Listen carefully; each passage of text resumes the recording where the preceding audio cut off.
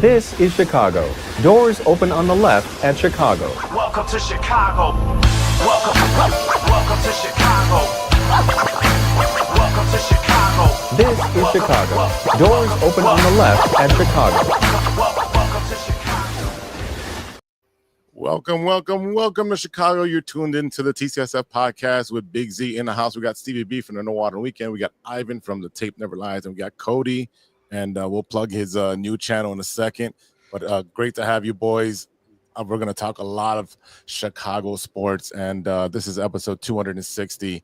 And we're fired up to dive into everything that makes Chicago great, which is our Chicago sports team. Remember, 606 Media, your ultimate source for all things Chicago. Don't forget to swing by 606media.com to get snag your official TCSF podcast t-shirt, hoodies. We got tank tops. We got all types of merchandise there. And we have a special line called For the Love of Sports. Really cool merchandise line that we came up with. Also has Stevie B has No Water Weekend merch on there as well. Again, support us through buying merch. Keep the podcast going. So go ahead and show us some love over there. If you're watching on Facebook, YouTube, Twitch, X, smash that. Oh, come on. He's taking a drink. He's missing Smash and subscribe. Sorry. It's a 3-week hiatus. It's been a 3-week hiatus. He has break. He has one line in the show. One line in the show. One line, yeah. Smash and subscribe. And if you're on your favorite podcast app, please leave us a 5-star review. It means the world to us. If you're looking for more ways to get involved, support the show with a monthly subscription at anchor.fm/True Chicago Sports Fans. And it's for a little 99 cents a month. You keep the conversation going. Again, and while you're here, if you want to be joining part of the 606 Media family, we got a podcast with myself, Big Z. I dive deep into fascinating life stories with engaging discussions with cool ass people. Definitely there's 12, 13 episodes out there, and I'm working on some more. So we'll get those for the second half of season 2. No Water on the Weekend. They just had an episode last night. Go ahead and check that out. Tons of funny humor and Chicago happenings. What was this weekend, Stevie? We talked about Together, one of the new movies. It's a horror movie with James, not James Franco, his brother, younger brother, Danny Franco. Dave Franco, and Allison Brie. It's a scary horror movie that me and Sean saw Saturday night. Did you hold hands together? Well, it's called Together, so you'd think. No. It's kind of behind Centipede. If you kind of are into the horror movie stuff, talked a little bit about that. The new Spider-Man Brand New Day stuff came out. That's a different movie. That's a different movie. Getting ready for Good Boy. That's another horror movie in the perspective of a dog that is watching his owners go through possession. So no, not watching that. There was another good one. So yeah, and then Alien Earth comes out on Tuesday. So we're excited about that. We're gonna have a watch party. Maybe have some cameras out. Get our reaction for that. So yeah, it's been yes, it was a good episode. Yeah, it definitely was a good episode. I got to watch about 80% of it. So yeah, I know. I saw one of your comments on what I said about you the were mango. talking about plunging the toilet, and because mango got stuck in the toilet, and the houses in Humboldt Park are not that easy. The pipes actually get stuck here. Yeah, well, you said you were stroking the thing for 12 minutes. I was you never go that long. I didn't say stroking. I was plunging. Whatever you want to call it in Humboldt Park, all right? See, Cody, this is the stuff you got to deal with when you're part of 606. You guys are shaping narratives here about houses in Humboldt Park right now. Oh, I know this. Yeah, I know this building really well. But yeah. Oh my God, yeah. So please check out all the shows on 606 Media. You're gonna laugh, you're gonna cry, you're gonna enjoy it. Share with your friends. So go ahead and do that. Without further delay, episode 260. We're going to talk about the Cubs dropping another series. This time to those pesky Cardinals. Can they turn it around? The White Sox have a beautiful day for Ozzie Guillen as they where's that? Is it up there? I can't see it because the screen's so small. Ozzie Guillen bobblehead day. They actually won for the skipper, and the chase to 60. I'm gonna start doing Cody inspired videos starting tomorrow on the chase for 60. You gotta go chase for 63. No, avoid 100 losses. No, I don't care about the 100 losses. Me and Stevie B have a bet. He said the White Sox would have won 60 games. So all I need is 17 more games to get my hat. So how many wins do they got now? 47, I think. Oh man, they're gonna cash that season 43, total. 43. They're gonna cash that season total line in no time. I think I don't know. Fingers crossed, Cody. I don't want them to win. Maybe I'm not going to the ballpark anymore because anytime I go see the White Sox to give them crap, they always win. So I'm not going there anymore. It happened twice already. I know my guys over at the 108. They all did the future for just the season total wins. And I swear when they tweeted the bet slip, Vegas had them at like 51.5, something like that. Win. I like Vegas. Vegas is usually right. So that's pretty cool. I like that. So that's what I'm saying. Like I think the White Sox are going to surpass that season total line fairly soon. Yeah. Or at least I don't think you're going to be sweating it at the end of September. No, we should be fine. I know we gave up Hauser, and that was a big part of it, but we'll be all right. We'll get 60. I think we win 60 on a dot. So, so we'll talk about that, and then after the break, we'll talk about the Bears tying the Finns, who stood out, who looked bad, and then we'll finish off with some wrestling talk. There's 11 dates left for John Cena. We talk a little wrestling here, just a little wrestling at the end. So, without further ado, let's talk about Chicago's favorite team, the Chicago Cubs. And Cody, I'm gonna let you have it first because you make some great skits on your Instagram and your TikTok, and you've been pretty disappointed lately.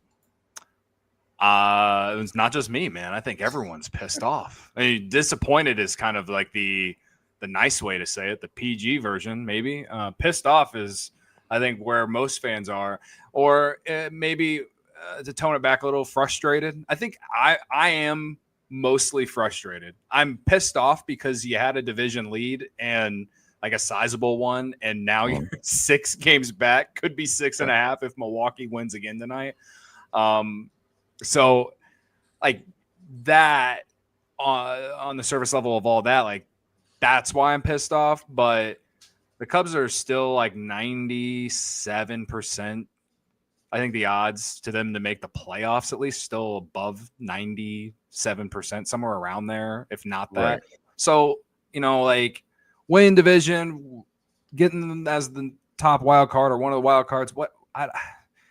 We have watched enough baseball over the years that like you get in is all that really matters. I think the context of how this has happened is what makes it really frustrating, and no one has any confidence in the Cubs doing anything in the playoffs as we sit here today. But on the other side, there's still another month and a half to play, and I think Pete Crow Armstrong will be better than what he's been the last 7 games.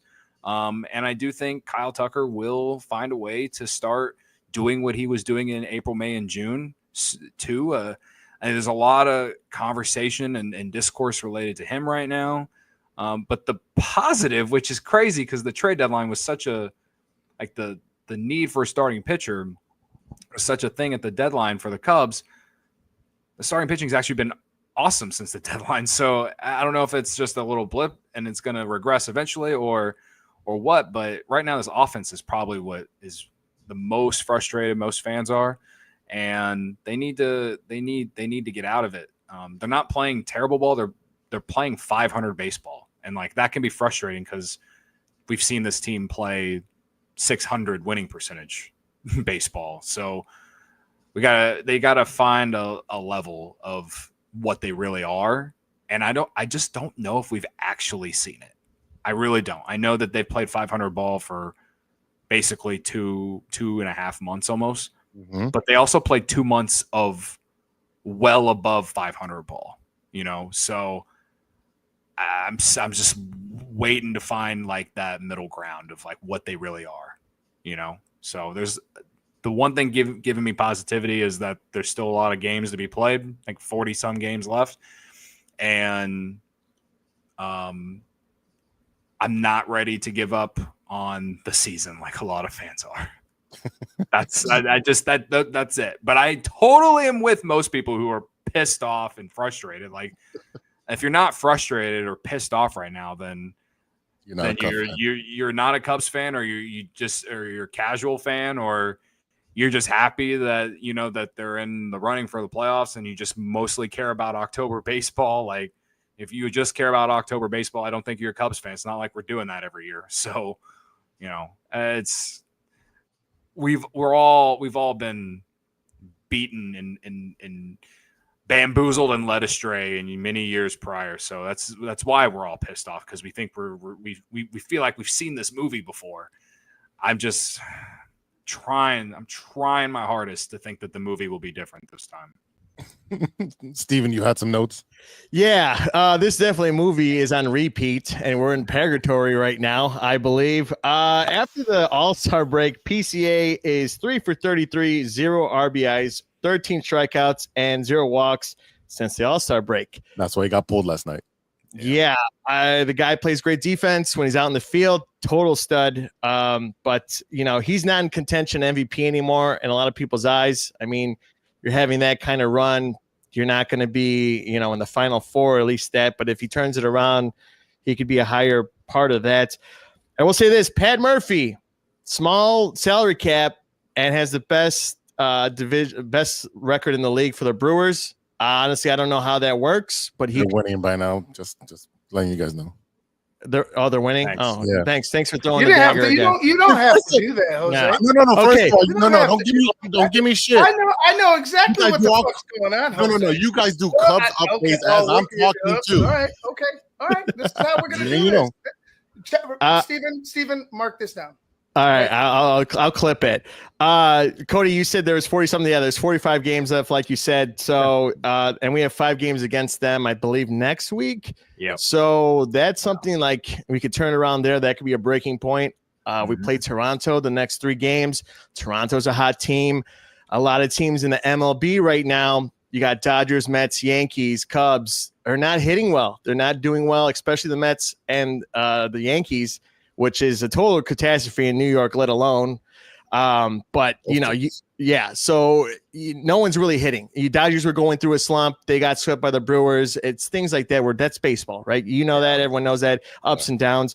I don't want a playoff spot, but like you said, if you get in, you're in. Anything could happen. The Arizona Diamondbacks a year ago, 2 years ago, they got in a wild card team and had a run. So, man, but the one thing I'm really disappointed is that the Philadelphia Phillies might be the best team in baseball right now, stacked in reality. I think a complete team, and the NL Central or NL in general is a hard division league at itself, at its best. We haven't spent a lot of money. I was at the game on Wednesday, and I had a couple people seeing the Ricketts family, Tom at least, saying sell the team already. And I mean, I don't say anything. I didn't say anything. I wouldn't say anything. I've seen the guy multiple times in passing. I don't say anything. I still thank him for the 2016, but that's just me being a fan, right? But I wish he could spend more money. I've said on the show, if he wants me to write the checks out of his checkbook, I don't have a problem with doing that. But yeah, I just like to see this team, get, their bats back in order. Starting pitching's been great. Like you said, it's just the bullpen. 8th, 9th inning, 7th, 8th, and 9th. On Monday, even they blew it in the 8th inning. And I was there. And JC, who's part of the show, calls me a curse. Yeah, and I'm like, I went on Wednesday and they won. Okay. It's not me. It's the narrative of throwing it out there. But let me stop real quick. Yeah. The Monday game, you're talking about the Monday game against the Reds, right? Yeah. And that game, the Cubs led 2-0 in that game. And Yeah. then losing 5-2, 5-3. Yeah. Because so and so gave up. It was Thadabar. Theo Bar. Oh yeah, who's been awesome all year. Okay. Yeah. My point I'm getting to the point now. The offense scored 2 runs. Right. Scored 2 runs. And let's be honest, the Cubs bullpen has been way better than anyone ever thought. Brad Keller was a non-roster invitee for spring training, and he's probably their best reliever outside of Daniel Palencia.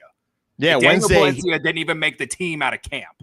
Yeah. Wednesday he played Bar, well. You got him on a cheap major league deal in the offseason, but he was coming off a year where he wasn't very good with the Twins.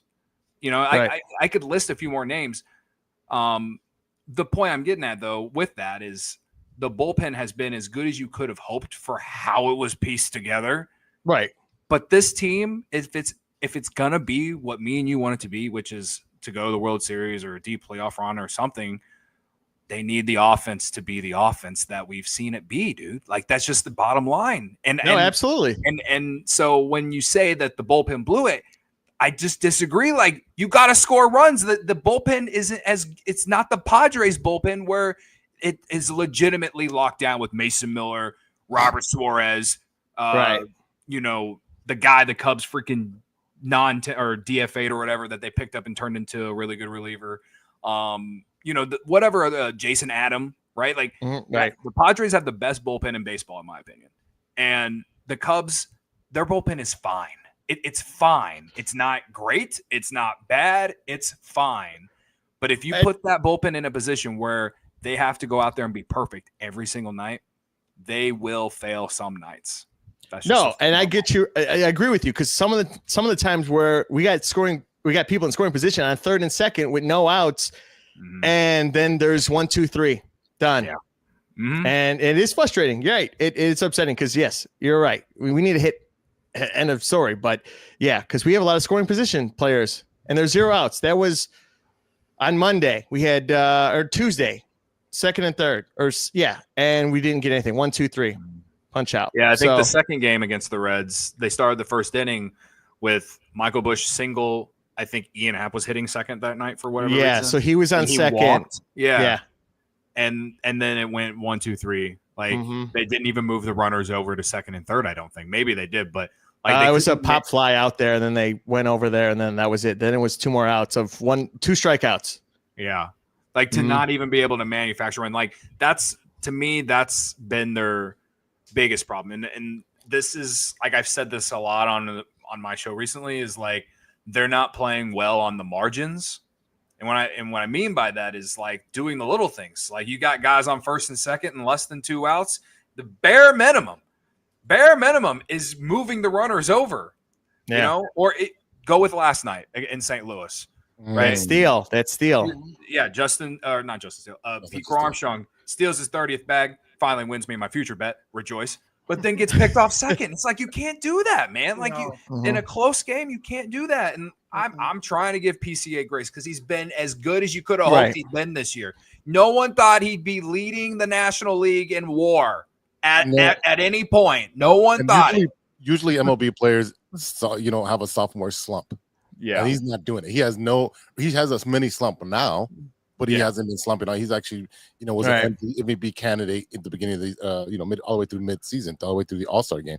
So, and I do want to talk about that game last night, and I want all you guys to give me your impression of that, because I was watching it and I'm like, okay, who they run for? Was it Hap or who they pinch run for? Oh, Birdie. They pinch hit Birdie for. Was it Hap or was it? I believe it was Hap, because I think he drew the walk. Yeah. So it might have been Hap. So I mean, again, this is common just knowledge. Like how much time did he get to stretch? And he went on the first pitch. Pitch. He had a good jump. And you know what? I thought he was safe. I looked at it. I'm like, okay, his glove was on the bag and he's getting tagged simultaneously. But when it goes to the tie, and then they do the review, and it takes forever. And I'm like, when it takes forever, you never get the call. Nope. And how can you determine that his glove got off the bag? You can't. And that's why the call stand. Yeah. It looked like that it did kind of go off the bag, and he was still getting tagged. But again, if you guys are saying, if there was evidence, they would have just said it was confirmed. Right. You know what I mean? Because there's no evidence. I think that what's frustrating about that play in particular is, for me at least, is that I hate it whenever that's what New York or MLB is telling us, is that the call stands, because he beat him to the bag. All right. Yep. And maybe there's a millisecond there where his hand came off the bag, maybe, but that I don't think it's confirmed. So it's just frustrating, because if they called him safe in the Cardinals challenge, they wouldn't have changed a call. You know what I mean? So like for what they're given, I guess they got it right. But my overall frustration is just the instant replay system within Major League Baseball is a mess. And so you guys are not upset that he ran on a first pitch? No. Off the bench. We all knew he was going out there to do that. Like, that's the only reason John Birdie is on the roster now. Like, you're cold. But if he feels like if he's ready to go, if he sees that and he reads that picture and he's like, this is the one I want, then that's the one you go on. I mean, John Birdie is also older now. So, he is still fast for an older player, but, Still 40 me, bags one season. Yeah. Right. But as of now, I would just say you give the veteran player the benefit of the doubt with as many bags as, like Cody said, he's still stolen in his career. I don't hate him for that. The frustration is with the front office and this just continuation of we're not going to go ahead and reinforce this club. We're going to allow it to play itself out, and I in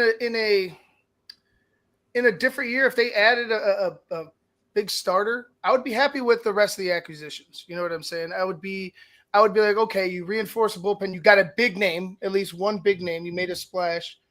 And now here we go. But it's just all of this, like the losing now, the question marks on the offense, the question marks in the bullpen.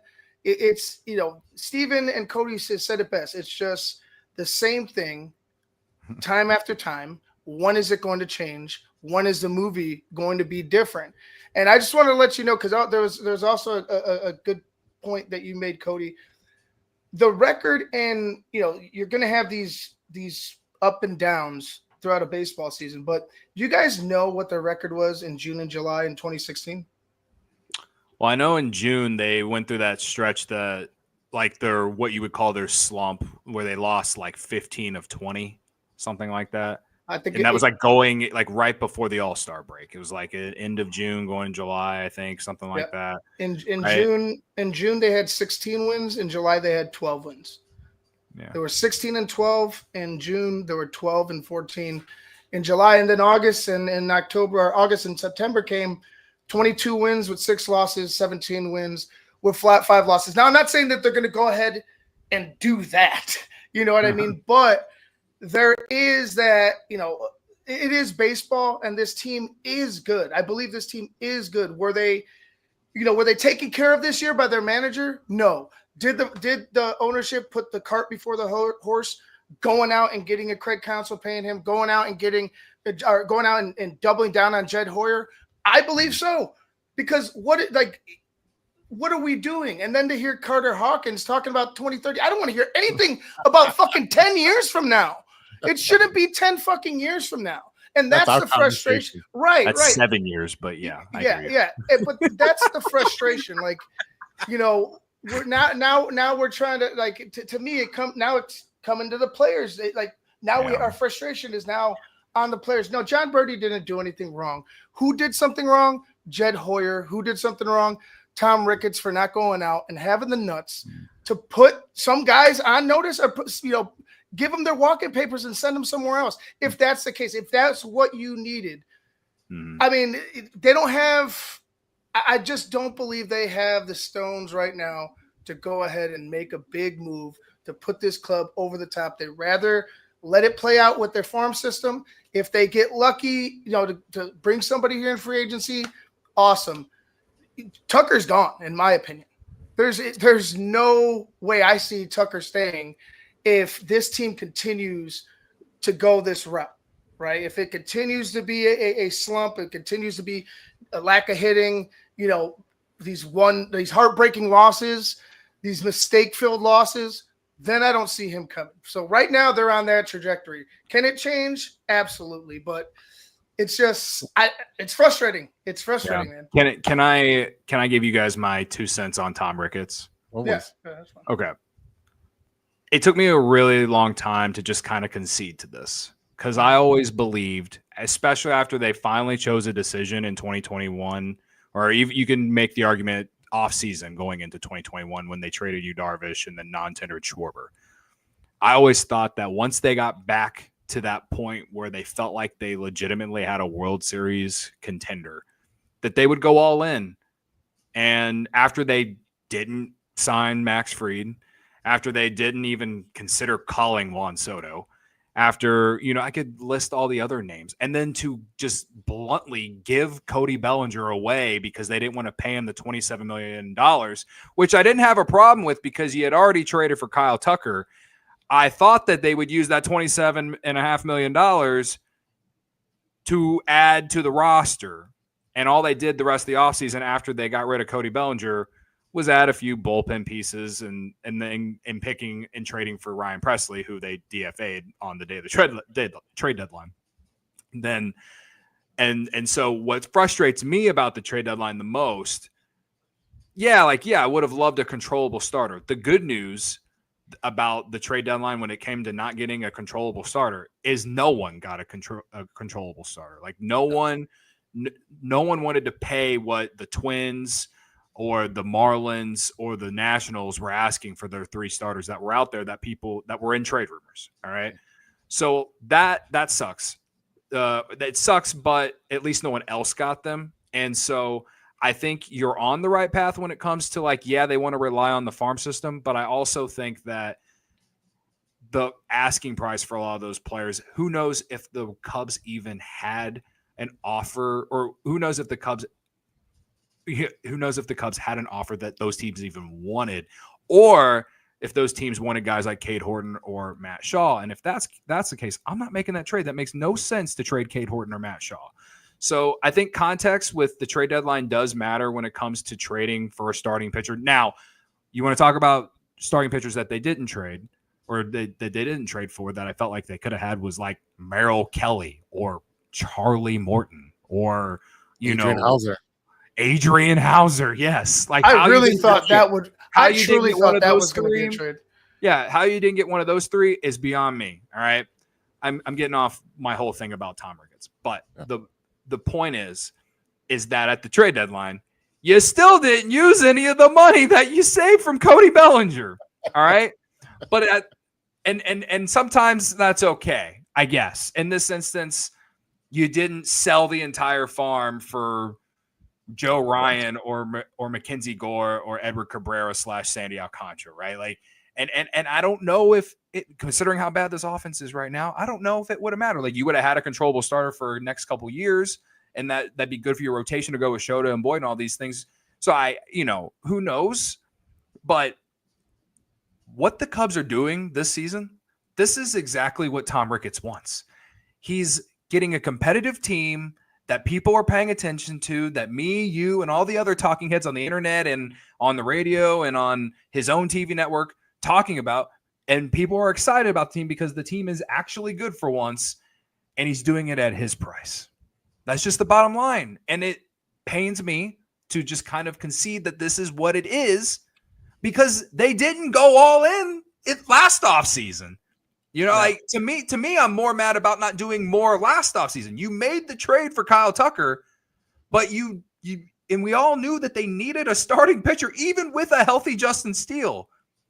Now, Matt Boyd has been awesome at the price that you got him at. Absolutely, yeah. Right? But and Justin Steele getting hurt sucks. And that's something you didn't. Well, okay.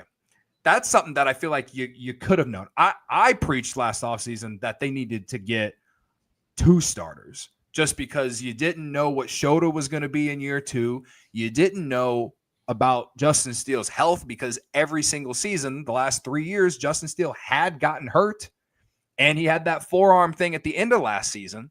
Yeah. And then when you sign Matt Boyd, it's turned out to be a great thing, but he hadn't pitched over 100 innings in like 5 years.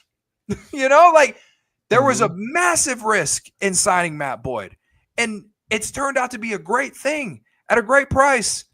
But now Matt Boyd has become we need him to shove every 5th day. And it never should have been like that. And the reason that it is because Justin Steele's hurt, and you didn't add another starter in the offseason. Now, Cade Horton has been a great organizational development. The last time they had a guy like him come up was Mark Pryor, or maybe Justin Steele was homegrown too, right? But he didn't have the hype as Cade Horton or Mark Pryor, right? So whatever. It's a mix of good and bad. They've had a lot of good organizational developments. They've also just openly showed us, they just put their hand out there to the fans and charge us $14 to $16 beers and one of the most expensive experiences in baseball, and basically give us the middle finger and then refuse to go the extra mile. That is essentially what ownership does. Is essentially what they do. And I defended them for a really long time. I defended them a really long time. And I cannot defend it anymore because this was going into this year. It was a year where it's like, you need to win. You have not made the postseason in a 162 game season since 2018, and you have a fan base that is pissed off. You got a front office executive that's going into a lame duck season. Like, you need to give him the opportunity to actually add to this roster. And when Jed Hoyer in spring training is telling us that he had to beg basically for Tom Ricketts to even give him the opportunity to go get him, and then it only being like the third or fourth best offer for Alex Bregman, Matt Shaw has been another one of those great organizational developments. Defense has been great. He's finally starting to hit. It's great. Yeah. But Alex Bregman would have been nice on this team to start the year. Yeah. You could have eased Matt Shaw along. So it's like they don't ever want to go the extra mile. So that's where I do understand your frustration and agree with, because when are they ever going to just put I don't want to say go all in, but actually act like the big market team that they are. And when you have a good team, go and do the necessary things to make it a great team. Right. I will say this. I brought up the Phillies earlier. That owner got the best closer in the game for this offseason for the trade deadline. You're not as big as a Cubs fan base. As a market wise, Cubs are bigger than the Phillies in my eyes. Do I like Philly fans? No. Do I like the organization? Yeah, it's respectable. They put money in. I get all that. But I will say this. That steal that happened on last night, I think Tony La Russa was in New York City getting that call and looking at it. I think but no, I agree with you, Cody. Everything you said, yes. Frustration is the little less word that we want to use. I think we could use more vulgar language in this aspect of what the season has looked like with ownership. And, the sad part is, Sandberg passed away on that money, and then you give Jed Hoyer that contract. I would have gave him that extension at the end of the season. Yeah, I don't see why that was announced so early. I don't. Yeah. Wasn't Jed saying, we're going to be aggressive and going to make a playoff? Yeah, he said that. We're going to make a push. And then he gets his contract and he turns into this little kitty who doesn't make any deals. And I'm like, I think he was making these big deals, getting Tucker because he was on his lame duck contract. He's like, I need to win in order to get a contract. If it's not here, it's a show me that I can do this, and I maybe go with a different organization would have been fine. But if you do it right. I think if there's my biggest criticism, again, the rumored trade for Mackenzie Gore, or what they were asking the Cubs, was Cade Horton, Matt Shaw, and then Owen Casey and Moises Ballesteros. No. I'm sorry, it doesn't make sense for the Cubs at all to not. include Cade Horton or Matt Shaw in a trade. It just doesn't make any sense for the Cubs at all. So again, it's frustrating that you didn't get the controllable starter. The fact that you weren't able to get another depth starter to go with Soroka is what frustrates me the most. But I don't understand that move at all. If Jed had read the market better, why not pony up for Eugenio Suarez then if you weren't going to get a starter like that? Yep. That's the thing. I think they did okay in the bullpen market. I would have loved if they could have found a way to get Robert Suarez, because even though the Padres traded for Mason Miller, they were still throwing Suarez and Dylan Cease out there for trade bait. Hell, Dylan Cease would have made sense because he's technically a rental. You would be but nothing happened there either. And it's just there were so many different scenarios where it felt like, why didn't the Cubs do this? I think most of the casual fans are looking at, why didn't you add a starter, a controllable starter? My question is why didn't you got Willie Castro, great utility player, but he's not Eugenio Suarez in the best season of his life. You needed another bat. And the fact that they didn't do that frustrates me. And then I felt like they definitely needed to get more of a higher end leverage bullpen on. But Jed openly said they weren't going to trade prospects for a bullpen piece. So is the plan then to bring them up? When does Casey come up? Well, when do these guys come up? Because aren't we going for it? Wasn't this supposed to be a, hey, we're all in year? We have I believe in this core. Like I said before, you know, Steele, if he was here, I truly believe it'd be a difference. But this is what we have right now. Like, this is what you promised us, and you're not delivering. I think that one of Ballesteros or Owen Casey will be up when the rosters expand in September. And it might be earlier if, you know, this offense is just still sputtering in another week or two, you know, and like maybe the wild card standings get like real sweaty, you know, like maybe then. And it's frustrating that they're not reacting now, but they'll just like if a reporter asks, they just want to say that they want so-and-so to get every day at bats.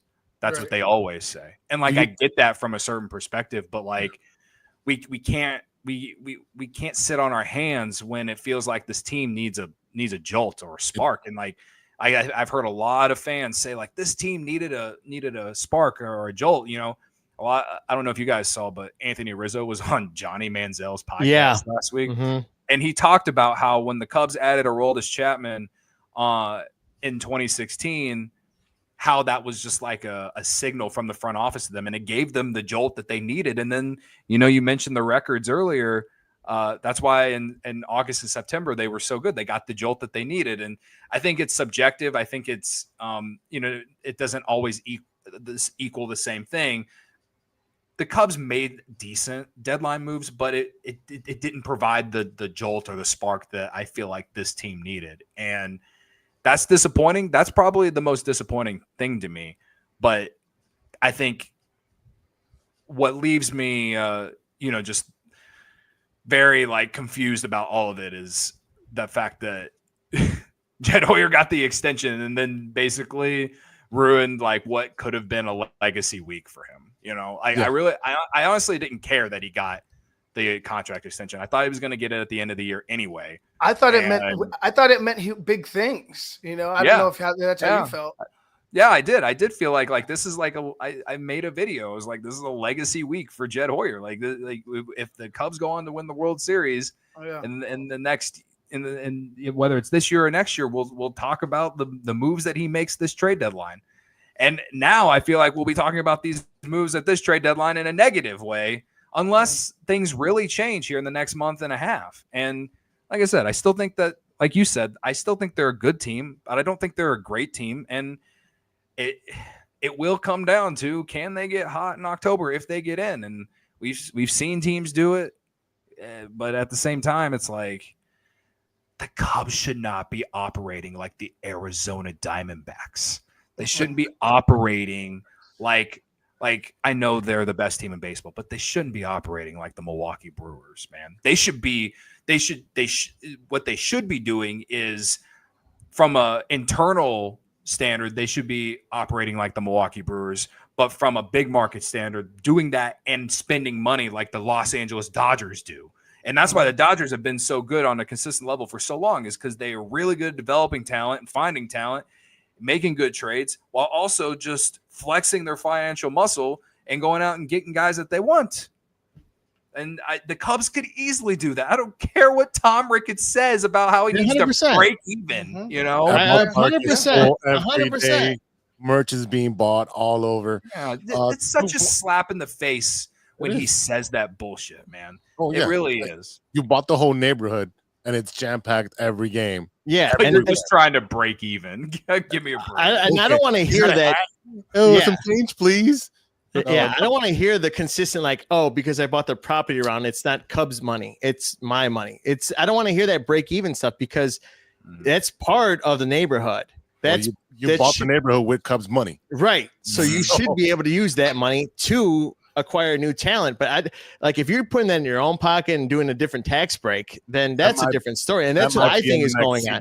Too. That might be. Plus, they have the sports book, and Tom has openly said that anything they get from that sports book, it goes back into. He openly said that it would go back into the team.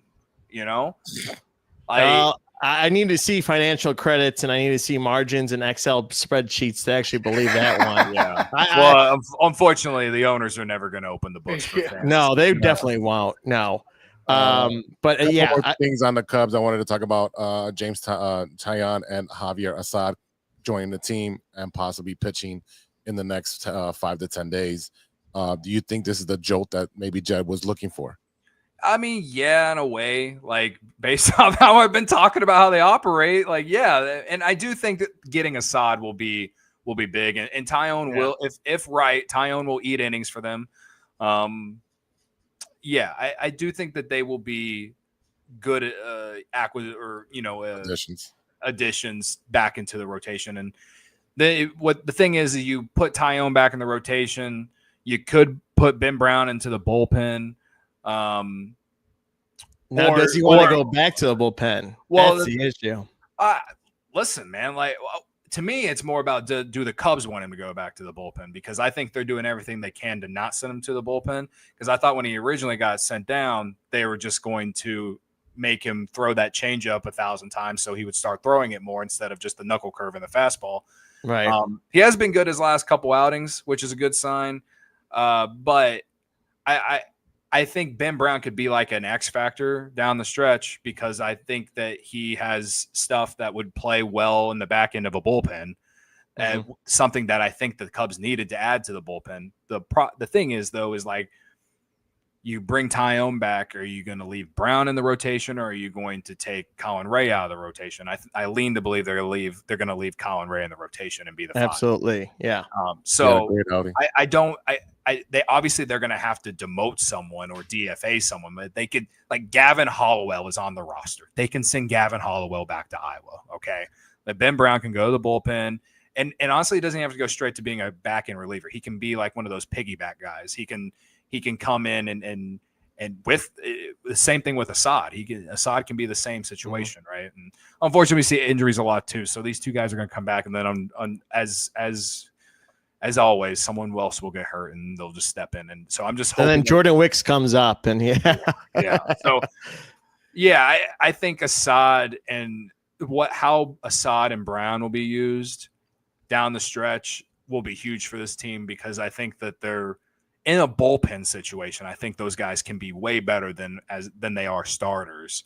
And I'm someone who is a massive believer in Ben Brown long term as a starter, but it's been ups and downs this year, mostly bad, but he's been better of late, which is good. So they're going to need him to be good tomorrow again. But yeah, I feel like when he's in a team that, like when he played against the Dodgers, locked in. Yeah. Right. Did that against the Tigers too. Yeah. So locked in. So that's what I'm saying. He's playing a good team tomorrow. Maybe, hey, he's locked in. Yeah. He's good to go. 6:15 game. So yeah.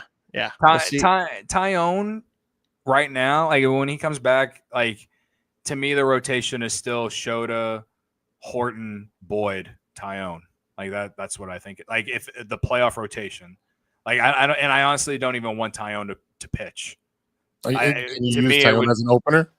I mean, once they get into a 7-game series, or I guess a 5-game series, Tyone would pitch. But I like in the wild card, if they play in the wild card series, a 3-game series, to me it would go Shota, Horton, Boyd. That's ideal. I would like that. I would want that. That's what needs to happen. Yeah. So Tyone, again, I just want him to come back and not be as bad as he was before he got hurt, and just eat innings and just find a way to keep the ball in the park, because like that's his problem to me, is like because he's like among the leaders in the top of the leaderboard in home runs allowed this year. So like before he got hurt, he had already allowed over 20 home runs. So he's just got to find a way to keep the ball in the park. Keep the ball down. Yeah, definitely.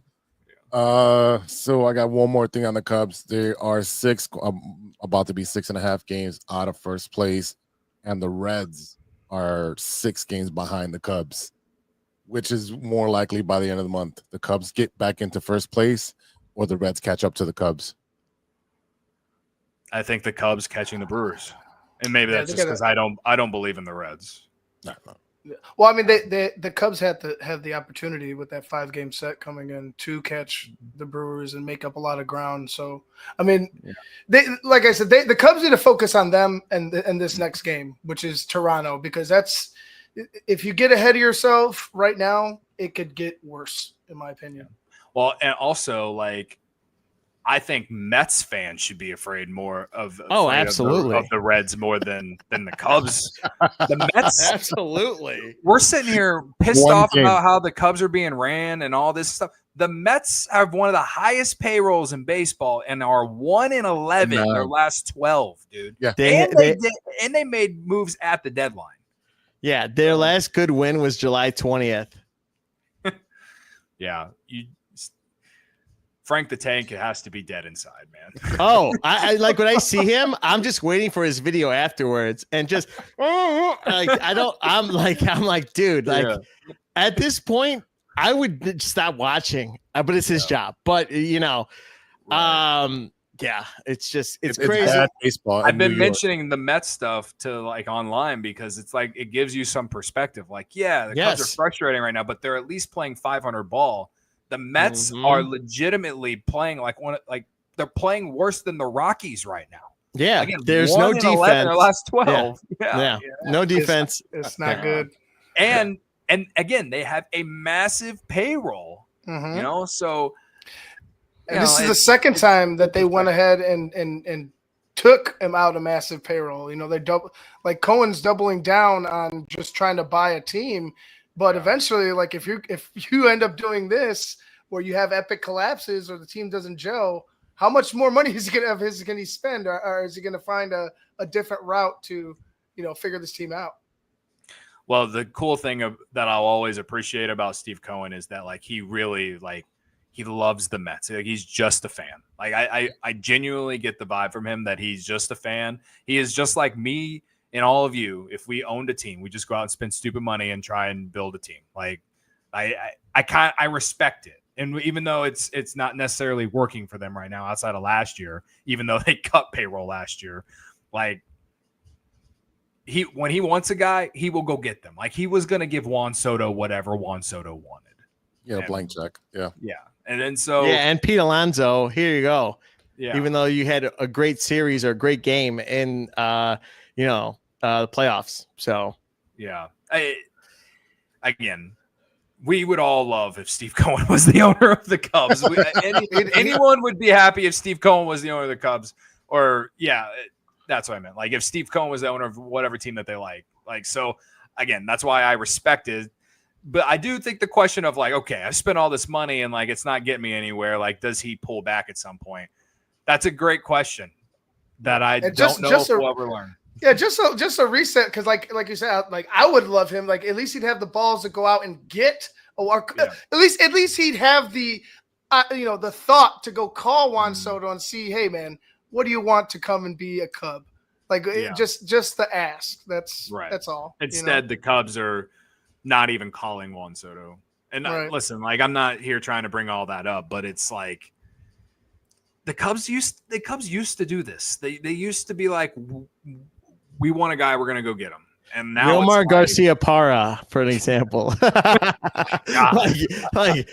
He's the best obscure jersey you'll ever see at Wrigley. Yeah, absolutely. And I love Nomar. Absolutely. Yeah. Also on Wednesday I saw Chris Chelios. So that was cool. But he's there all the time, man. Yeah. I see him and I always miss him, but I never get to shake his hand and say, hey, you were my childhood favorite. But they say don't meet your heroes. So but I can't say live. I can't say live here on the internet, but like I've learned very fast. I know where you're going with it. Yeah, we don't have to say anything. Yeah. All right, Cody, thanks for jumping on with us. Before we let you go, can you let our fans know where they can find you, your show, and your social media? So I'm on my Cubs content is on Twitter, TikTok, and Instagram. On Twitter, it's Cody __ Cubs. There's someone with a Cody _ Cubs on Twitter. So now there's one with 2 underscores. On Instagram, it's just Cody.Cubs. And same thing on TikTok. So yeah, it was tough trying to figure out how to change the handles a few weeks ago, but figured it out. New show on my own YouTube channel. It's called Wrigleyville Forever, but to find the channel, it's just my name. Just search Cody Del Mundo, or you can go into any social platform I have and go to the link tree. The link's there. Show's available on like anywhere. I'm pretty sure it's on any audio platform now. Now, are you doing reviews after the show, after every game, or you're doing it after every game? It's series recaps. So Okay. our most latest episode was last night after the Cardinals game. Also doing like watch alongs on there on the YouTube channel, and then we just started partnering with this website called Playback, where you can actually like watch the game with people. You just have to have an MLB TV subscription, and there's things behind it that like the creators like me and Blake who I do the show with can allow people who might not have the subscription to be able to watch it. It's a whole thing, but if you come subscribe to the YouTube channel, we can some of our videos we've explained it. So either way, we cross stream on the YouTube channel and on my Twitch. So if you just want a different broadcast, you don't want to listen to Boog, like Boog and JD, I don't have anything against them, but I know a lot of fans complain about them. So if you just want two random fans talking about the game instead of those guys, you can turn the game on, mute it, listen, bring up our YouTube stream and watch us or listen to us talk. That's basically what I got going on now. So I went over, I got like 1,200 subscribers. Like 1,237, I think, is what I saw today. So it's off to a great start. So if you are into the Cubs, at least that's where I'm at. And come check it out. So we're having as much fun as we can right now, and which isn't a lot because they've been sucking. But when things are good, it's the best time of your life. I promise. It was the best of times, the worst of times. Yeah. Well, we'll come together and, always watch and support. I'm doing the whole movie thing that I did earlier. Okay. So, God, Big Z goes dark head. Like, get your head out the gutter, man. No, I watched yesterday's episode of No on the Weekend. You were saying a lot of innuendos, and I'm like, God. You guys need someone else? Because I could definitely leave ship here. I hear you. I'm good. I'm good. Yeah, I bet. Good choice. Feel free. Yeah. I was gonna say sometimes during the watch alongs, we like allow people to come up on the stream and just kind of hang out. So that's cool. Again, Absolutely. like it's definitely like a community thing. You come and hang out, and we'll let people come up. And like I did a stream last week after the trade deadline, and just let people come up and complain about Jed for 2 minutes. And people just like to hear people complain. And so it's kind of like talk radio at that point. That's how 6-7 the score gets famous. Yeah, so. That's what I'm trying to do with it. I don't want it to all be about me or whoever. It's definitely a community trying to build. So, that's awesome. We got a Discord, but you got to sign up for the membership on my YouTube channel, which is $3.99. So if you want to be part of the Discord, you just got to sign up. The link. There should be a link on the YouTube channel or whatever, or if you subscribe and send me a message, I can help you out if you want to become one. So, yeah. Cool beans. All right, Cody, thanks for jumping on. Hopefully you can join us more often. I know you. I appreciate you guys having me on, and keep doing what you guys do, all for the love of the game, right? Yeah, absolutely. Yeah, you got us three. This guy's a White Sox fan, so I have not said anything negative. I've been on the I've been on the Cubs train. I want the Cubs to do well. No, I know. I just need my guys to win 60 games. That's all I'm cheering for. I've been there, man. I've been there. And I've said this before. I don't even really hate the White Sox. Like it is what it is. A lot of people think I do, but I don't. I do. I absolutely do. I'm not a White Sox hater, but man, White Sox fans love to hate me though. Like they really love to hate me. But I wish it was the other way. I'll take that hate from you. I would rather take that from you. Yeah. I think I'm more of I hate the Cardinals and I hate the Brewers, but when the Cubs and the White Sox play, I'll get into it for 5 days of summer, but I don't go out of my way to hate on the White Sox. No idea with the Cubs. I mean, I watch both teams. I enjoy watching both teams. I hate to see them both lose. Unless they're playing each other, then it's a different story. So I'm with you, Cody. All right. Well, it was good to see you guys. Thanks for having me. Have a good one, man. Nice talking to you. Yeah. See you guys. All right. That was Cody. Oh, that was was good. fun. That was great. Almost an hour of Cubs talk. So, All right. Well, that's the show. Right. No. We're gonna brought to you by. I mean, there's not much to talk about in White Sox. There's no news besides that.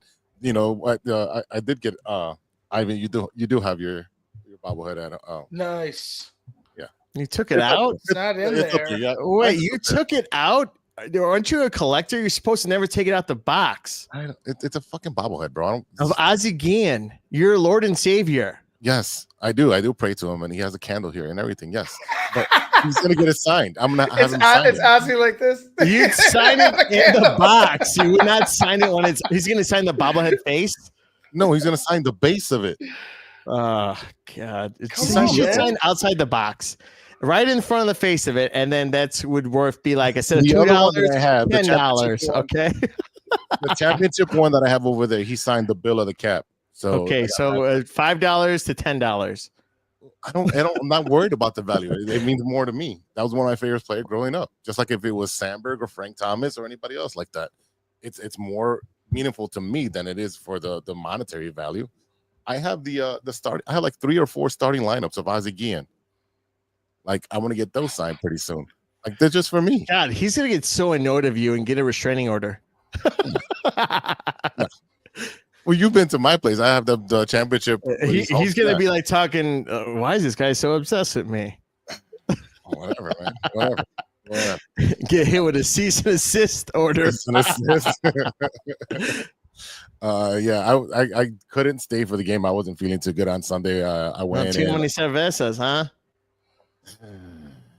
No, Yeah. I wasn't hungover. It was just like I felt like it was really hot and I was feeling nauseous. So I literally Oh, you I got walked heat around. Probably. Probably. Yeah. I was out there for a while in the sun, and definitely I was going to see my boy Matt that I graduated college with. He's a big Sox fan. He's there for the bobbleheads, and he had just left as I was doing my rounds, and I did about 2 rounds, and I was like I gotta go. So I got picked up Ivan's bobblehead and came home and watched both games, and then I had a pretty good Sunday. But the White Sox again, they've been playing pretty good. I know they lost the last series, and for us, it's not a big deal because we're trying to do improvement. You saw Colson Montgomery hit that bomb onto the concourse. I don't know if you guys saw it. Did you guys see it or no? No. Really, you didn't see it? If it's on MLB highlights on TikTok, then I'll see it. Other than that, I don't have CSN like watching it. You have TikTok, you have Instagram. If I popped up on one of the MLB's top thing to show of a great hit or a great steal or a great throw out, sure, but it wasn't on one of those, so I didn't see it. How was it not on one of those? No. White Sox stuff doesn't pop up on mine unless it's like It bad wasn't things. MLB something. It's a top of MLB.com. Oh, well, okay. Well, it didn't show. My algorithm doesn't show White Sox stuff. So Your algorithm is it as doesn't show. angry and bitter as you are. Absolutely. I'll take on every White Sox fan. You can hate me, but don't hate Cody. Oh my goodness. Good to be back after 3-week hiatus. Had a great summer. I see that. Let me pull this back here. Here, I gotta present. Also, I have a No Water on the Weekend hat here that JC actually he changed the logo and he put on a hat for me too. Oh, that's nice. Which was nice, yeah. So I would just want to give a quick thing. If you're locally here in Chicagoland area, I'll give you a week turnaround, and I'll be able to go pick it up, and I'll meet you somewhere and drop it off. And you just want to, Venmo, give me some cash, that'll work too. There you go. If you're outside of this city and you're in the burbs, I'm not going to drive out there, but you can go off of 606.com, 606media.com and buy it. All right. Well, here, make this bigger so you can see it. Here it goes. There's too much weight on the end, which made him. That bat's corked right off the bat. Oh, that's not the one I was looking for. Oh, it barely got out. That's what you wanted to show us? No, that wasn't it. That wasn't it. Barely Simple got out. home run? No, I'm joking. That wasn't it. What do you mean that Dibble home run? You're over there going to White Sox Park all the time. That I wasn't said it was a simple home run.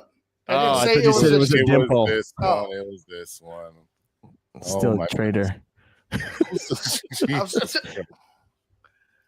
right, let's see. 4, 3, 2, 1. Let's go. Come on. Ay. Oh, there we go. There we go. Early on has been pound him inside. And Ciccone, the first Oh, two that's fences. 2 not outs, inside. 1-1. Okay. 1-1 count. Corked. This one. Oh shit! Hit the back of the concourse. His 9th of the season. Well, that was 452 feet. And with the wind, without the wind, it really doesn't matter because Colson Oh, it does matter with the wind. out of that one is a blast. So yeah, I'm glad that this kid has had these resurgence and is now, You have a dirty sight on there. I do not have any dirty side. It's this guy. Yeah, no. I mean, that's probably one of the bright spots. When your team isn't that good, you're looking for bright spots that you can focus on. And Colson's one of those players and bright spots with the White Sox that, he struggled, didn't make the team at the beginning of the season. He was sent down to the Arizona facility to fix on his swing. He was able to fix that, come back, do well in AAA, and then be able to be an impact player for the White Sox now, especially being a shortstop for the future. So I'm excited about that. You've got the catchers are doing fairly well. There's good signs over there, and then the pitchers. They'll trade him. They're not going to trade him. He's They'll going to do be it. the cornerstone. No, he'll be traded. He's not one of the pitchers. We don't need to. Jerry doesn't care. Jerry just wants to be Jerry. Jerry won't be here. Jerry won't be here in that time. No, he'll be like the Emperor Palpatine, somehow still alive and getting all these things. It's okay. Don't sell the team, my son, for the Bulls. Yeah, it's just, Yeah, they'll be all right. They'll be all right. I mean, it's okay. Yeah, I don't know. We'll see how it goes. We have that bet going on. You reminded me. Every time I see them win, I'm like, God dang it. Yeah, what do we got? That's 11. We're It's at 45 more games. 40. Yeah, something like that. No, there's 45 more games. Yeah, 45 more games. Four So games. I need to win 17 out of 45. I think I like my odds. And you know what? I think they can do it. I really think they can do it. So the chase for 60 is on, and I can't wait for my new hat. It's going to be one of a Cubs hat. I swear to No, how you're choosing. Sorry. So yeah, I mean, again, there's not much to look at the White Sox when it comes to be like, oh my God, are they winning or losing? I mean, but they're competitive. They're coming back and losing by a run. I want these kids to just get a paycheck and just go through coast. Like, just do me a favor. That generation just coast through everything. So have them coast through this team and let me just get this hat, and then I won't make a bet next year. wait till September till we have Hagen Smith and the other pitcher come up. You know what? I'm not worried. I'm not worried. Two lefties, 6'7" and 6'10". I'm not worried. I'm not worried. Oh, you know what? I'm not worried. Oh man, yeah, definitely. Yeah. So I mean, again, there's not much to talk about on the White Sox news. Not like we did for an hour for the Cubs. It was great takes, and also Cody doesn't come on all the time. I know he's been twice the last 3 weeks, right? No, he didn't come on that first time. He got a ticket to the Cubs game, and he totally forgot. He was honest about it. No biggie, that happens. Yeah. So he's like, oh, I'll come on, and then what did he have? He had some issue last week.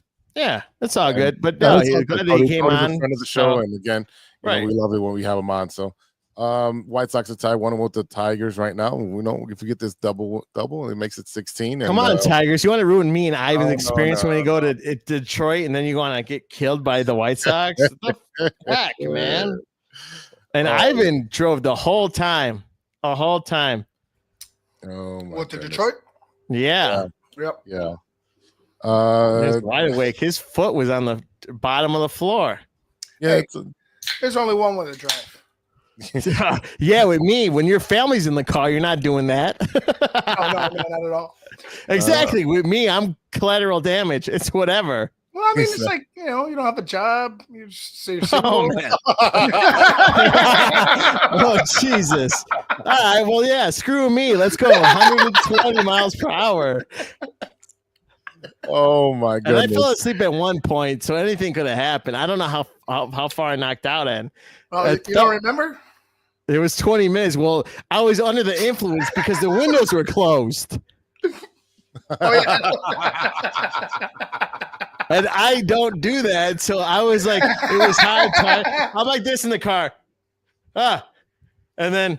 So you're welcome. You took a little Right, nap. you're welcome. He relaxed you for you to go to Yeah, sleep. you calmed Relax. down. I don't know that. I You don't were know that's nervous relaxed. because I was going real fast, and I relaxed. I calmed you. You had to because I I'm like, whoa, soothed you. whoa, whoa, whoa. And I'm holding the sedated car. you. I soothed you. That's what I did. I felt like Jeffrey Epstein. Why were was your bum hurting at the end? Well, yeah, because the Cubs fucking lost. Yeah. Oh, okay. Why are my pants unbuckled? I look, my sandwich is gone. Ivan's already eaten it. Just let me finish the White Sox and then we move on to the White Sox. break. White Sox option Jonathan Cannon to AAA. Wickham Gonzalez has been with the team. Wickham Gonzalez, part of the Crochet trade, so another player already up from that trade. Tyler Alexander will take the bulk innings from Jonathan Cannon. So now he'll be slotted with Shane Smith, Aaron Savali, Sean Burke, and Davis Martin as the rotation. And like I said, we have those two hurlers come September. They're going to be coming up, and that's where Steven's got to worry about, because when those two hurlers come up, it's going to be pretty lights out. So Colson Montgomery, Chase Mydrov, Kyle Teo, Edgar Caro, and now you're looking at Wickham and Gonzalez, and then the rest of the two pitchers. So looks like these kids are starting to come up quicker than expected, but I love that these guys are going to get MLB experience, so that way next year they have that. Are you about to say the kids can play? I hate when he says that. Are you about to say the kids can play? I hate when he says that. The kids can play because good guys wear black.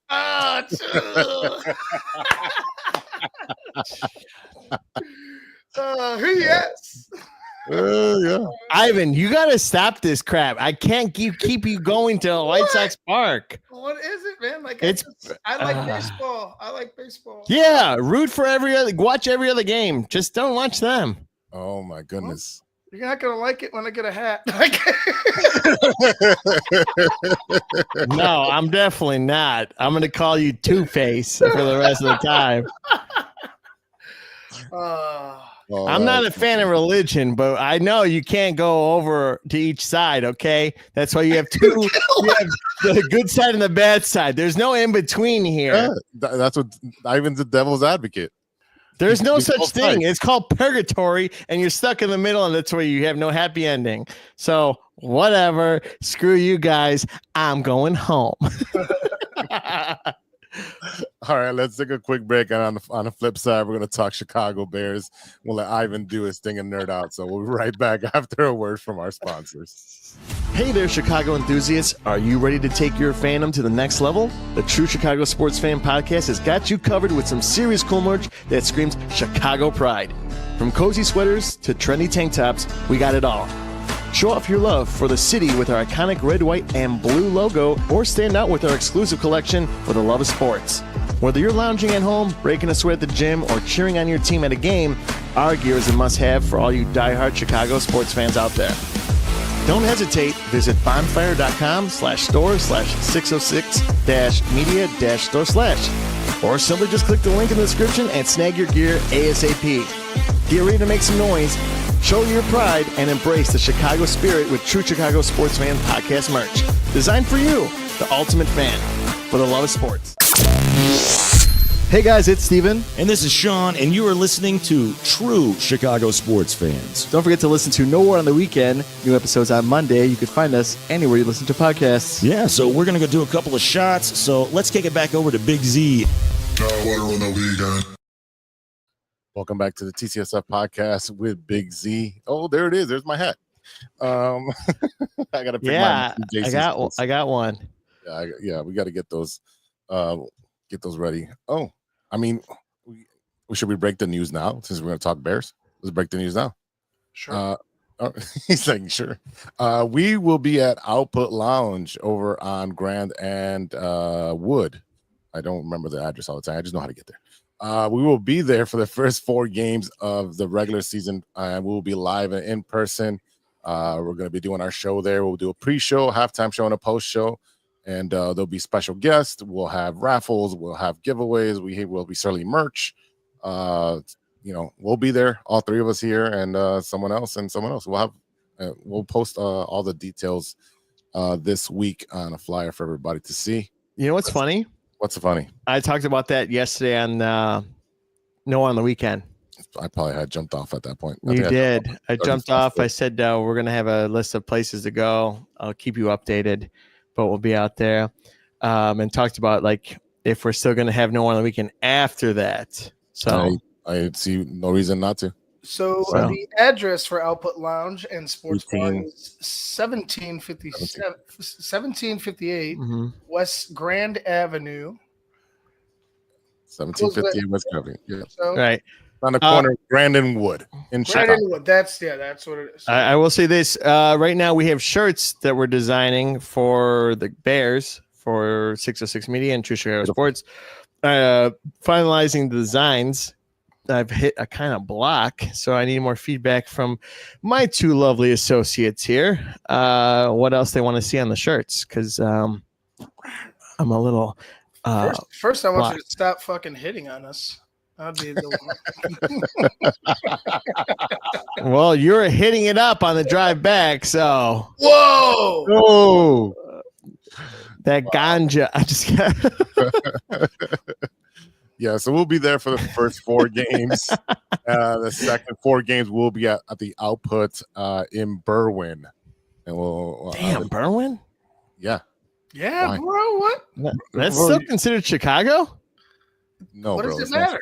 No, I don't do burbs. Anyway, so me and Jose will be. Me and Ivan will be in Berwyn. Ivan, you go anywhere with a free ride because apparently you go to White Sox Park, no problem. Yeah, so it was. We got. I'll be there. We got sponsors that I'm finalizing this week. I told you boys about it, but once I get the ink dried, then we'll publish that. But yeah, so with first 4 games at the Grand location, the Grand in Wood location. The second 4 games will be at the Output in Berwyn. And then the next 4 games will be at Casa Humilde in Forest Park or on Madison Street. Again, I know that place. It's beautiful, really nice. Yeah, absolutely. Really nice. Yeah, good brewery. Classy. Great food. Yeah, definitely. So we'll put that all together in a flyer for everyone to see where we're at what locations. We'll have tons of fun. Again, lots of us, lots of talking. You guys will be able to join in a conversation and be part of the studio audience. So it'll be fun. Yeah, and be nice to Ivan and Jose because they're very sensitive. Ivan's got to be on his best behavior with his swearing because there's kids at the restaurants. Oh, Ivan's got kids. He knows how to turn it off. I could switch it up. Yeah, Ivan can be professional. It's just when we're online like this, we could definitely love to. I'm in my house. Like you're not gonna tell me what to do in my house. Like I'm kidding. It's like we're all in your wife is in charge in your house. Let's be honest here. Well, you can say something else. She's not watching anyways. Right. Anyway. Oh, she'll find the clip. I believe in her. She's got better things to do. All right, let's talk about our Chicago Bears. They had their preseason debut against the Miami Dolphins and ended up in a 24-24 tie. I thought it was a pretty exciting game. We had some pretty notables to talk about. I think players like Josh Blackwell, Ruben Hippolyte, Jahade Walker, even Braxton Jones had some pretty good games. Booker had a pretty good game, but will it translate into the regular season? Is what we're waiting for, right? We're playing under new schemes, new coaches. It's a new era. So, Ivan, what did you see with the Bears game? You know what I didn't see? Fucking Caleb Williams. That's what I didn't see. Go for it. That was the most frustrating part. And I know, we talked about it on BHL. We talked about it, on the network throughout the week on Tape Never Lies. It doesn't make sense. To me, to all of us there, and I'm sure here, this is a fumble. Like, this was not a great first step, in my opinion, when it comes to, hey, this is who we're going to be. By all accounts, they've done everything right, in my opinion, but not putting the starters out there, specifically Caleb Williams, to get some quality reps when you got Joe Burrow out there. You got his counterpart Tua Tagovailoa threw 3 picks on Friday. Yeah. To fucking come back. And Caleb did. He fought to try to get in the game, and they chose not to. What they did was they ran like a 70-minute or some type of thing where before the game. The starters were going through things, talking through stuff, which, okay, that's fine. That's fine. But you're running out of time. And for a team that has been preaching every rep matters and we got to be that is not what I want to hear. It seems like an excuse. The reps didn't matter this week when it came to live because those reps, the talking reps, the walkthrough reps mattered. What is the more important, of the two? In my eyes, it would be getting your quarterback in a live game situation and talking about it after because you're going to talk about it anyway. Ivan, let me ask you a question. What's the point of preseason? Well, to get prepared, obviously. Thank you. So going off your point, being prepared and being in live simulations of this, they did the same thing with Justin Fields. They did the same thing with him last season. He wasn't always in preseason games. It's kind of like that coddling thing that I don't like. Have him do 5 snaps at least. Put him in. 2 series. 2 series. Yeah, I'm not out. saying. Yeah, that's it. Continue. But that's all I'm going to say. No. You're right. You're right. It's 2 series. He could have been in and out. And you would have been able to understand, you would have been able to see it live. He'd have been able to move live, move a little more fluidly. Now, I'm not going to go ahead and say this is the end of the road for Ben Johnson. It's just the first thing that I disagree with. But why? Why not have him in? If it's an offensive lineman that's dealing with a nagging injury, all right. If it's Rome or DJ Moore who's dealing with something, fine. Even if Caleb was dealing with something, okay. But they're fine. You ran them 70 fucking minutes of practice before the game. Why? When they could have played and you still could have ran half the time. You still could have ran them through a fucking practice. They could have had a walkthrough in the morning. You could have done this. And then they could have gotten their 2 fucking series and been the fuck out. Again, this was just the first mistake, the first big mistake, I think. But it's only the preseason, right? It's only the preseason. That's what I'm going to try to convince myself of. But it's a mistake. It's a mistake. Don't preach every rep matters and then sit the guy that needs the most reps. Here's a narrative that's going on right now that I believe that I've heard that he is not ready because you see clips of training camp of him missing those 3 sections of that, throwing the ball into the 3 sections. There's that narrative that they're saying he's not ready, that they're protecting him.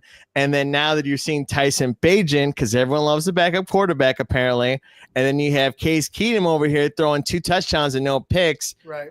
It's kind of like it's a bad narrative, and it's like this is not what you want to hear. You want to see the starting quarterback, Caleb Williams, go out there, again, 2 series, take him out, put the rest in, see what he's got, give him these live situations. That is what preseason is for. Yeah. In my eyes. Yes, practice is great. Go to the camp, do all that fun stuff. Cool. But you need live situations. Don't throw him in week 1 against the Titans and then look like that the first half. And then he struggled also on that Friday practice against the Dolphins. He struggled there as well. So it's like you're going to have another, I got an itch on my head. It's killing me. You got another practice coming up against the Bills, right? On Friday. If he struggles then, are you going to fucking go through another 70-minute walkthrough and sit him and talk him through it? Like what's the excuse? Is there no excuse? Because there should be no ifs, ands, or buts. He should be in the game getting live reps. And how Cook Kamish said, Bagent was out, 2 drives, 3 out. Like, I get that aspect of it. And, getting in rhythm. But that's what preseason is for. That's what practice is for. That's what live game chat is for. You have to get on the same page and get those mistakes out of the way before you go to week 1. And preseason, it's super quick. It's obviously, I agree with what you guys are talking about, but here's the narrative, right? If he goes out there and struggles, then we're hearing about it for the next 8 days about how he struggled, and the media's on Ben Johnson's ass about everything, and every little play is going to be scrutinized, which it should be, because he's the number 1 pick, right? He's part of the new regime. He's supposed to take us to the promised land. You know, he's got the weight of the shoulders, right? The whole weight of the city on his shoulders. I get that. But would you want him out there with the number 2 line? And let's see, he gets blasted like what's his name that broke his finger? Like, if you're gonna have him out there, you might as well have him said, hey, the starters are gonna go out there unless they're hurt. You have the offensive starters are out there. You have Caleb's gonna go out there. They're gonna be out there for 2 series. After that, helmets and shoulder pads come off. Well, that's what I'm saying. But that's part of it too. It's like they should be fucking starting too, Jose. I don't get, like, I know we're talking about Caleb and he's the biggest one that that wasn't out there, but why weren't they all out there? Were they hurt? Were they some of them injured? I feel it's coddling. You don't want them to get hurt, but then you're not giving them the experience to group and form together besides practice. And that's the part where it's that's what the last 2 years, last year, coddling. I don't see this whole thing. You need to be in live examples. If I'm going to go do a job, I need to know what I'm experiencing, either hands-on or I need to be right there every day next to someone who knows what they're doing. Right. I'm not going to learn something and expect to learn it by doing it right then and there in a tough situation. If I got to go fix a sink and I don't know what the hell I'm doing, you're watching YouTube. Yeah, but is that hands-on? If I have questions to ask, is that YouTube going to tell me what to do? I got to skim the internet to find the answer that I'm looking for. Yep. That's not how life works, but it's like the coddling thing where you're not going to put the starters in, even if it's 1 series. One series, fine. Something would have been better than nothing. Because again, you have family fun day when they come in and they do scrimmages, and then it looks bad on what the offensive, what the first strings are doing. That's what I think it was.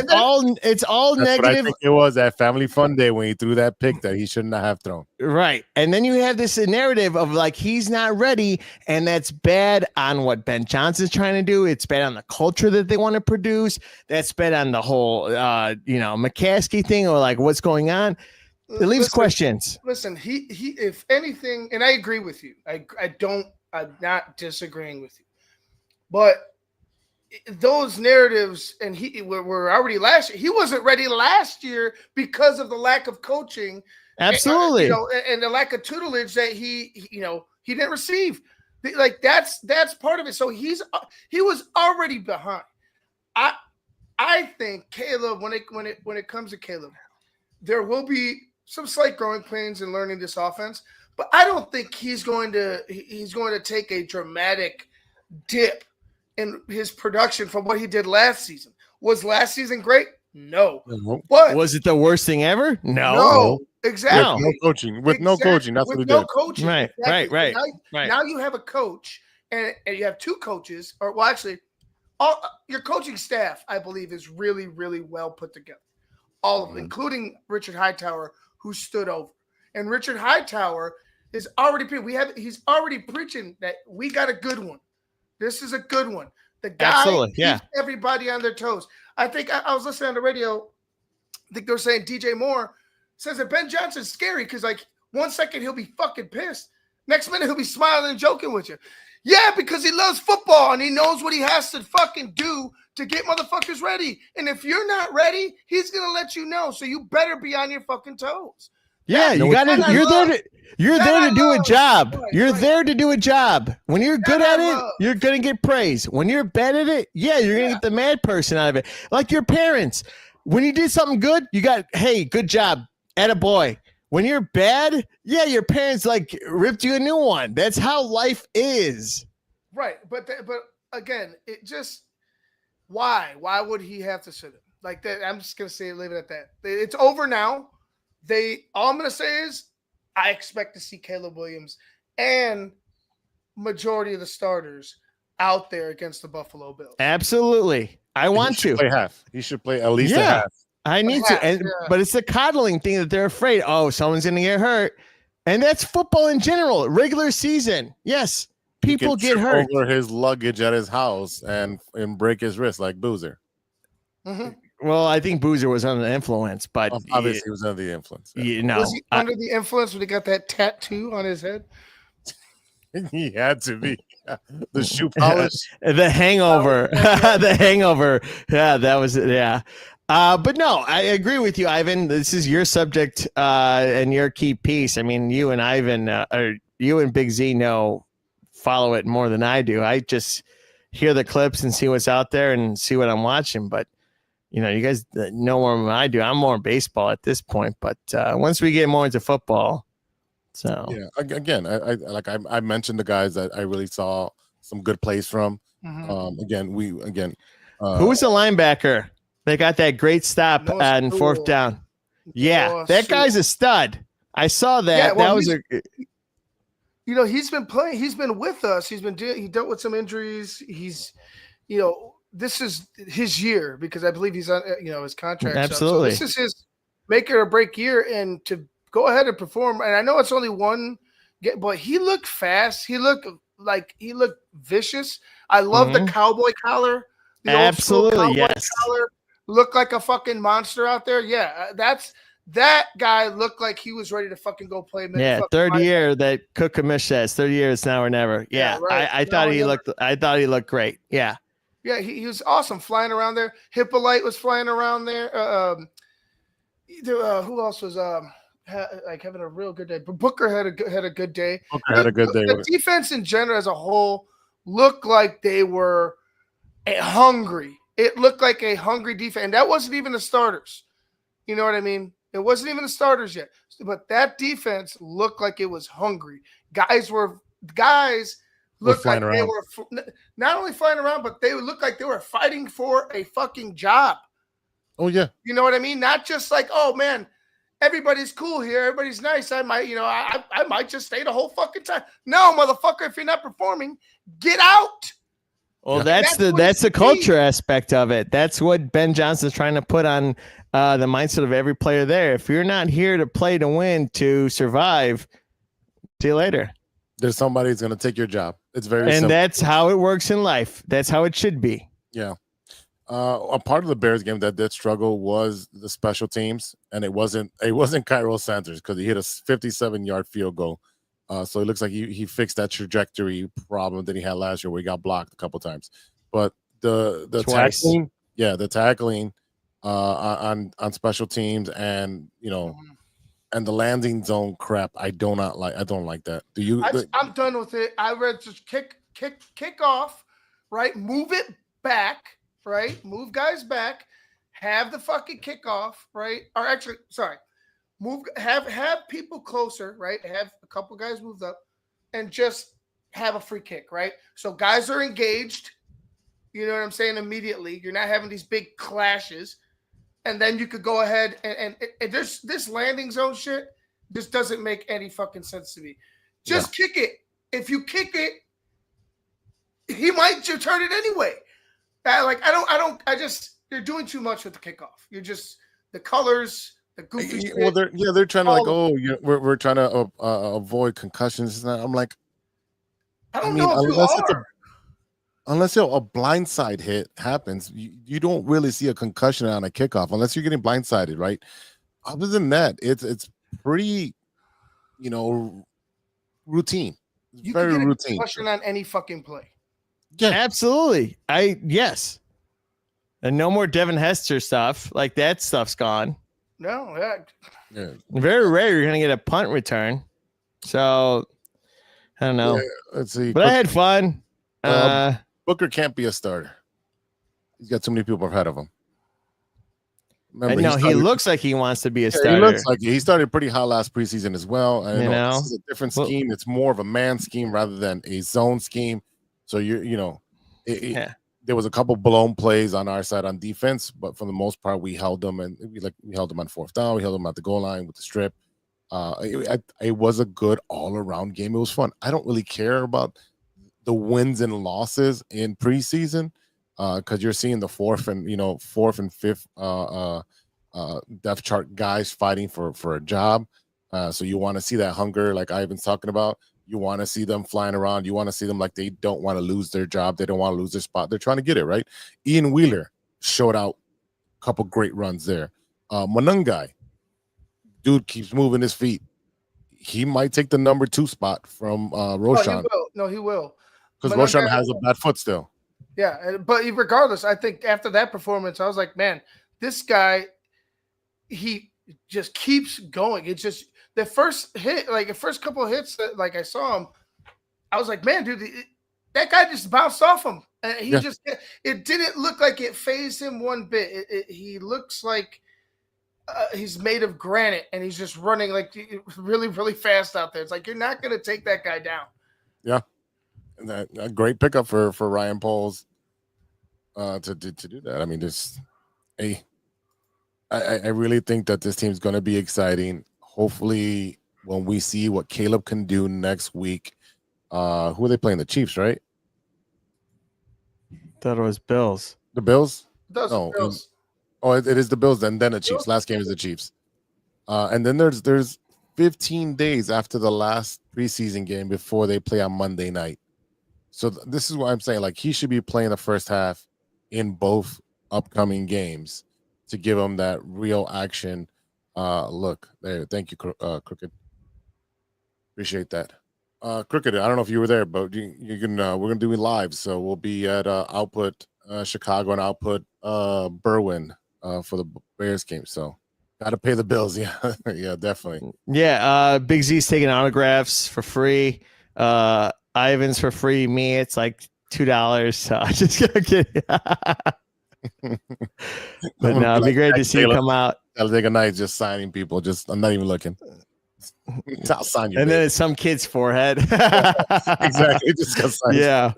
Yeah. I will say this. I didn't want to talk to you about Cody. It's getting off topic, but that kid who's an Empire behind the Cubs and Cardinals game, who's dressed up as, I get the kid wants to do his dreams.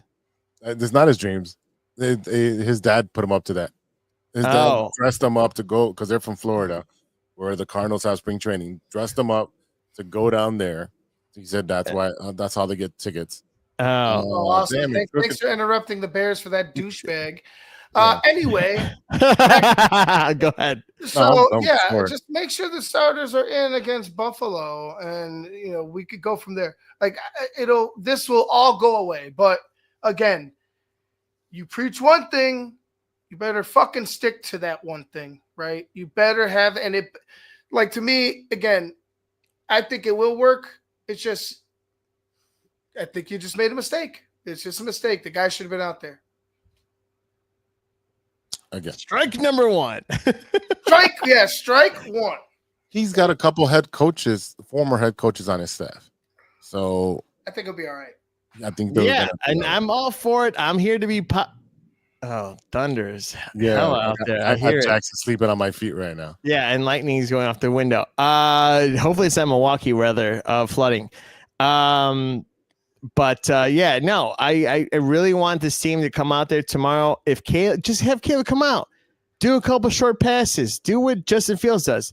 Throw a little short passes, and then he's with the Jets, and then he runs it in for a touchdown. Do what Justin Fields does. Do the opposite of what Justin. Yeah, we'll do the opposite. That's enough. That's enough. Do not say that again. I won't. And don't go to the White Sox game again. Okay, how about that? Break. I think everybody can deal with me going to White Sox games over Caleb Williams needs to be more like Justin Fields. I think we should go to commercial. I said, hold on. I said to start him off like that and throw it off to get him eased in, and then do your stuff. Oh my gosh! If you're gonna coddle them, and then get them warmed up, and then have them throw dimes. All right. This has been another episode of True Chicago Sports, brought to you by 606 Media, where the media is never wrong. It is never wrong. I say that every single time I know on the weekend because I agree with Cook and Commissioner. Another tie would be funny as shit. That would be funny. I love it. A tie to me is a loss. I don't know. It's preseason. I know. I get it, but ties don't matter. bad. Yeah. Are we done with the Bears for today? I think we're done in general. I mean, I wanted to, I did kind of promote it, so we'll talk a couple minutes on. Dude, kind of promote it. A couple minutes on John Cena with 11 dates left for the wrestling stuff. I mean, again, this is one of the greats that is leaving us and will no longer be wrestling. 11 more dates, and one of those dates is in Chicago. And Are you gonna go? I'm going. My tickets I already bought. Now he has to leave wrestling because he's got bigger stuff to do. Peacemaker, he's got to do press pass, he's got other stuff to do. WWE, it's kid stuff. Like, get out of there, be a hero, do DC stuff. Go and do James Gunn stuff. That's kid stuff. The rest of be a hero. Go be my hero. Go be a hero. Yeah, be a hero in DC. Go be Peacemaker. You're in Superman as a cameo. That's cool stuff. If you go WWE stuff, dude, leave it behind. I would have shortened it down to 2 weeks left. That's what but that's just me. John Cena wanted to be a hero for a 38-year-old man. That's what he. Yeah, he's a great peacemaker, and I'm excited to see August 21st of August. You're going to see him in Peacemaker season 2. Be sure to watch it because he's awesome. And Peacemaker, WWE, why waste your time, right? But it started him off. But and he lost the belt apparently. He did just lose the belt. Yeah, terrible. And how do I know this? Because the stupid TikTok algorithm shows it on my thing because Big Z talks about stupid wrestling all the time and it pops up. And maybe Peacemaker it pops up. But yeah, continue. I'm sorry. Yeah. Anyways, I'm going to be there. I'm going to be there with one of my college buddies. We always go to the events as much as we can. Is that JC? Because you said college buddy. No, it's one of more than one college buddy, motherfucker. No, he's from Harold, undergrad. So Harold, Washington, and he's a huge nerd for wrestling. I hope he doesn't mean when he talks. So it's always a good time to make him say dumb shit. But definitely, again, I think it's cool. I've seen his career from start to finish. Just like Ivan saw Hulk Hogan and Roddy Piper and all those guys. You saw their whole entire career, so it's good to see it. There's a book end for it. So I don't know how you guys feel about that. I know how Steven feels, but Ivan, how do you feel about John Cena and his 11 dates left over? I'm not gonna lie. I was never really a huge John Cena fan, but the guy did. He had the gimmicks. I mean, he had everything right. Like he wrestled pretty well. He wasn't like a stiff out there. He caught an audience, man. He got the audience. He won the crowd. And that's what you got to do to be a great wrestler, right? You got to be able to stir up the crowd. You got to be able to win the crowd. And then you come back, become a bad guy. Those are things that, I feel like all good wrestlers are great wrestlers do. You know what I'm saying? Like they're able to win the crowd, be able to run the heel and run the baby face, just as well. Like that's something that you have to be able to do in order to be considered really great. And John Cena, he did those things, man. He did those things, and you just got to tip your hat to him.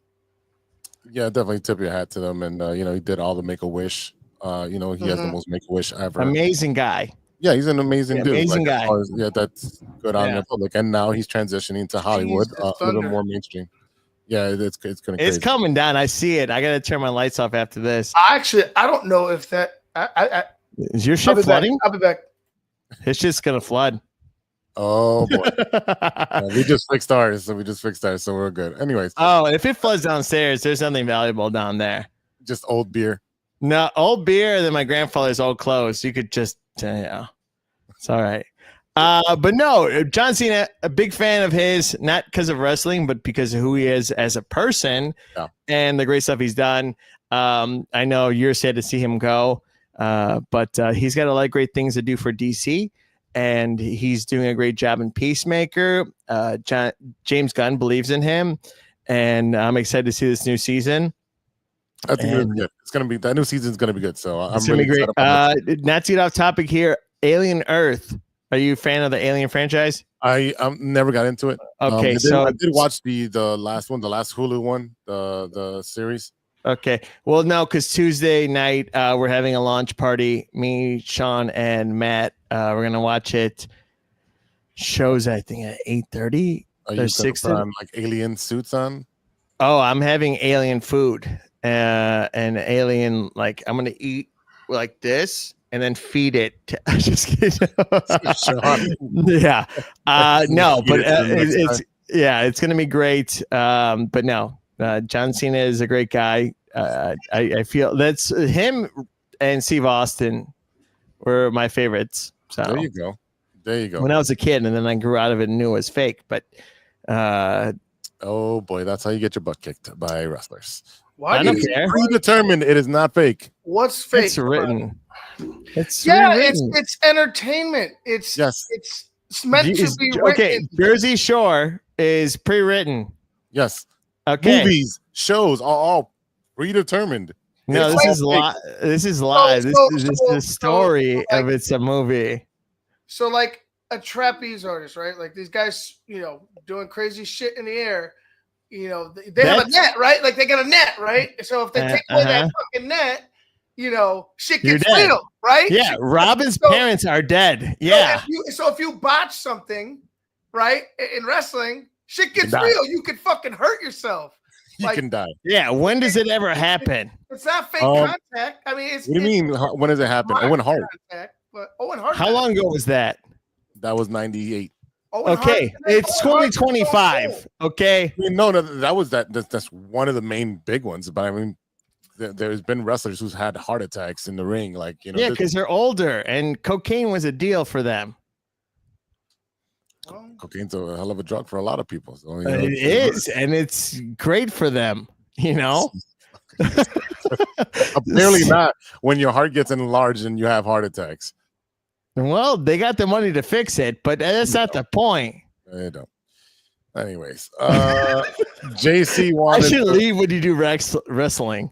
Big E and his big neck. Oh yeah, Big E. Yeah, when he got flipped up, he got it was a belly to belly suplex, and he landed on his neck and broke it. And that's poor actorism. It should be actorism. Yeah, they're actors. We should rap. I think we should. Actorism. Oh my god. Actorism. Yeah, they're acting. God. Oh they're my god. Look at JC knowing the wrestling. Love it, JC from the Raptors. JC wanted to do a stirring the pot since we're already over, so might as well do another 2 minutes with stirring the pot. Stirring the pot. So we got what is it called? Smoothie King has collaborated with a limited edition ketchup smoothie. Fuck no. Combining acai, sorbet, strawberries, raspberry, apple juice, and of course Heinz ketchup. No. Sweet and savory concoction is available for a limited time at Smoothie King locations. Is this something you would try? No, JC, if you want to take a video of you drinking it, go for it, man. I want to see content from you and taking that smoothie. I think JC should do this and then record it. I'm not drinking that. That's enough. And then I meet him at G and Jude's, and I'm like, no ketchup. He's like, well, I need ketchup for my fries. I don't eat ketchup on my fries if I go to G and Jude's. I'm not going to McDonald's either to ask for ketchup. No. He's like, well, I need ketchup for my fries. Well, then take your hot dog home and eat them. But again, I'm giving him a hard time. But he's going through some stuff, and Yes, I hope your mom's doing better. Yeah, absolutely. I hope so too. I asked him to give me an update, but he's been probably busy. After I left him and I grabbed the merch, I went to Benny's. Oh, he's on vacation next week. I'll do it.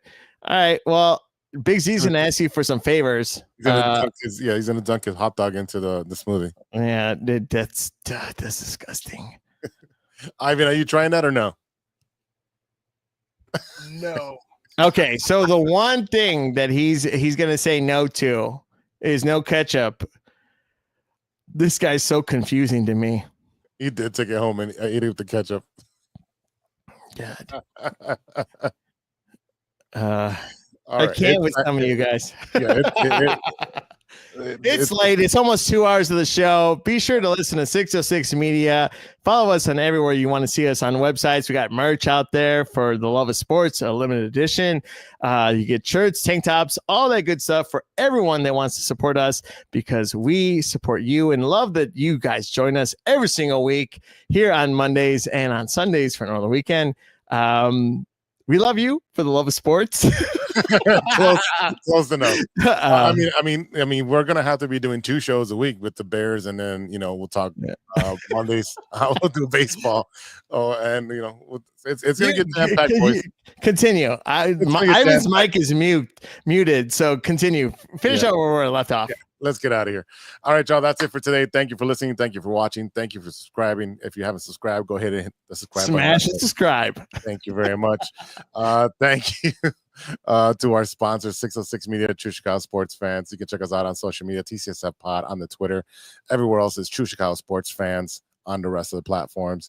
You can find me at BigZ_606 Media on all of my platforms. You want to follow me there for all the latest news. If you got something to talk about, you want to talk about Stirring a Pod, a show, or one of our takes, drop us a line at truechicagosportsfans@gmail.com. All right, y'all. For Cody, thank you, Cody, for joining us. For Ivan and Stevie B, I am Big Z, and we'll see you next week for episode 261. And until then, be good to each other for the love of sports.